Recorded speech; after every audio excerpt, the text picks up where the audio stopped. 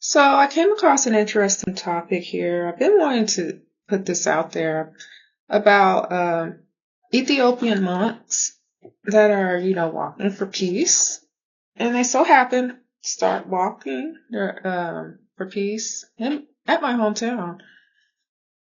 I don't necessarily know what that's all about, but I want to share something here. Where's the hour footage? But I want to give a little clip on monks that walk for peace. They walked all the way from Texas to DC.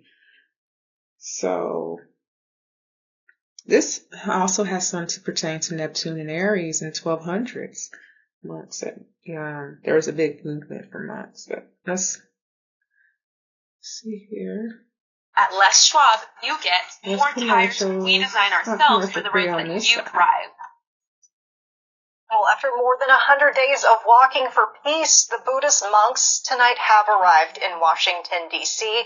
Today they visited an arena in the National Cathedral, and just hours ago they spoke with students at American University, urging them to slow down and look inward for peace.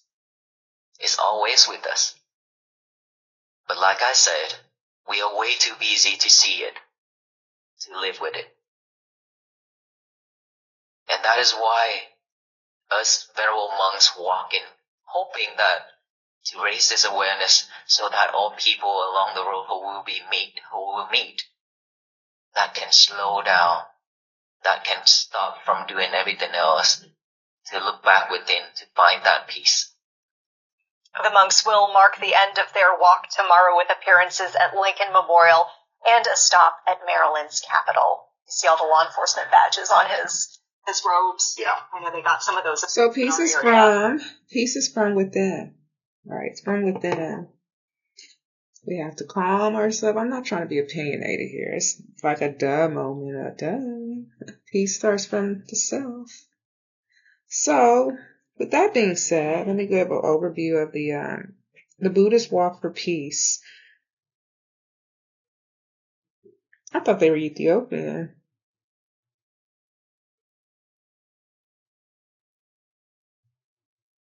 Oh, some people have mistakenly referred to them as Ethiopian monks. I'm like, sure, they didn't look like Ethiopian, look Buddhist. Can't you really believe what the news tells you all the time, but maybe there's some truth, I don't know. So it was a Buddhist walk for peace, a 2,300-mile trek from Texas to Washington, D.C., completed on February 10, 2026. That's today. These monks walked to advocate for peace and unity, and their journey drew national attention. Why the confusion? Because the monks in the news are wearing robes and marching in a long formation. Some people online have mistakenly referred to them as Ethiopian monks, but the reports confirm they are Buddhist monks, not Ethiopian Orthodox clergy. What the march is actually about: a 15-week peace walk across 9 U.S. states, a message of nonviolence and unity, a symbolic arrival in Washington, D.C., where they concluded their journey. So let's talk here about the monks during 1200s. Neptune and Aries. So,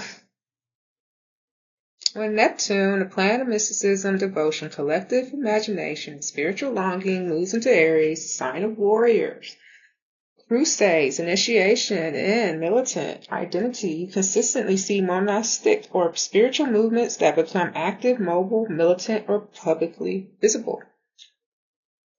Neptune and Aries, the era of the marching monk. Across history, Neptune and Aries correlates with spiritual movements becoming militant or activist, monks leaving cloisters and entering the public sphere, mystical devotion merging with physical action, religious orders becoming political forces, ascetic figures becoming symbols of national identity. This is not peaceful monastery Neptune anymore. This is Neptune as the warrior mystic. And yes, there were major monk movements during previous Neptune and Aries cycles. So number one, the 1206 to 1220 cycle, Genghis Khan era. This is the one we've been tracking, right? So during this period, Buddhist monks became political envoys, diplomats, and state builders. Tibetan and Mongolian monks traveled across Central Asia as advisors, astrologers, and spiritual legitimizers. The Mongol Empire elevated Buddhist lamas into positions of power. Monastic orders gained unprecedented influence over military rulers. Monks literally marched with armies, not as soldiers, but as diviners, astrologers, ritual specialists, spiritual protectors. This was a fusion of mysticism plus conquest, a classic Neptune and Aries signature. Number 2, the 1861 to 1875 cycle. Mehi Era, Taiping Era, Global Revolution. This is during Uranus and Gemini as well, because that's when Uranus and Gemini, 1860s. So this cycle produced some of the most dramatic monk-led movements in history. Japan, the Meiji Restoration. Buddhist monks marched in protest as the state tried to suppress Buddhism. Shinto and Buddhist identities were weaponized in national identity formation. China, the Taiping Heavenly Kingdom aftermath. Monastic orders reorganized after massive religious civil war. Martial arts-based monastic groups. Proto-Shaolin revival became active. Southeast Asia monks led anti-colonial movements. Buddhist monastic networks became political resistant structures. This was a period where monks were not passive. They were nationalist symbols, activists, and organizers. Number 3, 2025 to 2039 cycle, our current era. We are already seeing early signs. Buddhist monks marching across the U.S. for peace. 2025-2026. A 2,300-mile monk-led march, the largest in modern U.S. history. Ethiopian Orthodox clergy becoming more politically vocal. Not marching in masse yet, but public processions. Identity-based mobilization. Clergy-led protests. Global rise of warrior mystic archetypes.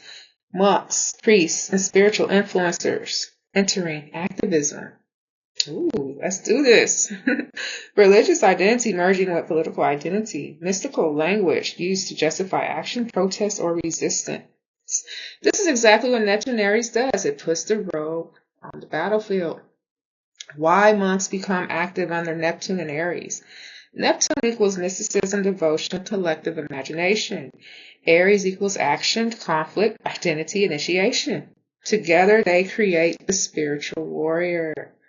Devotion becomes mission, faith becomes movement, mysticism becomes mobilization, monks become symbols of national or moral identity.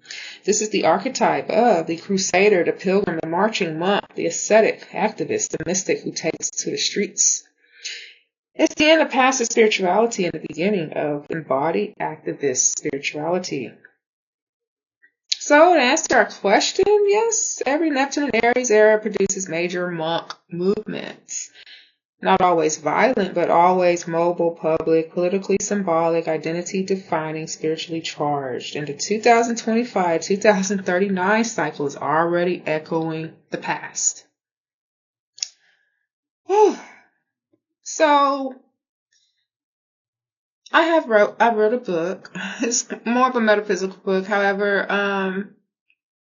I do live a life as like a monk. Okay. When I wake up, I'm doing it more frequently. When I wake up, I do a HIIT workout. If I don't eat, I drink a little bit of water and do a HIIT workout. First thing in the morning to work out and not eat. And that allows my body to adjust all during the day. I feel all good. I feel so much better, during the day. Things are prioritized more better. But that's pretty much how monks do. They get up in the morning, they do their exercise, their training, stretch, and then they eat brunch, I would say. Not necessarily, really don't eat breakfast. However, they'll eat and then continue to do the Shaolin procedures. Jishin. That's pretty much all about, why I'm not, so, like everybody else now. I'm not paying attention, just working. That's because I've been open up to this universe here to do things with Gene. And, not to sound out there or anything, however, if you look up the history of monks and you see the things that they do, it's not manipulation, they're one with the universe, they're one with the earth, and they can move things. Something of like telekinesis. However, they are speaking this truth of peace because they know things are not all about the material. Things are not all about violence. Things are not all about money. It's the Jesus way, yeah. This is the teachings of getting grounded to the self and not being dependent upon anybody. I mean, I know we have to have connections, to get, our sources, our money. However, there can come a time when you can sit by yourself and know that you're not ever alone. Never, ever alone. I know I don't really say never as much, but we are not ever alone. I used to always wonder why we are all put on this earth. I asked. And I still. And I wrote a book trying to explain these things, People are so, people are just so into like unnecessary stuff. We need to get down to the one, right? Our own godliness, because we are creatures of God. So, I don't know why they went to Fort Worth, Texas to start off.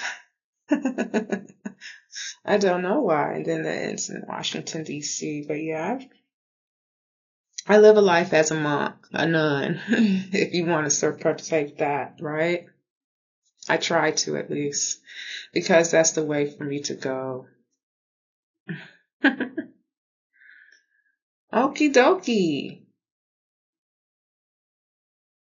Well, that will conclude our night for tonight. Any questions? Feel free to ask.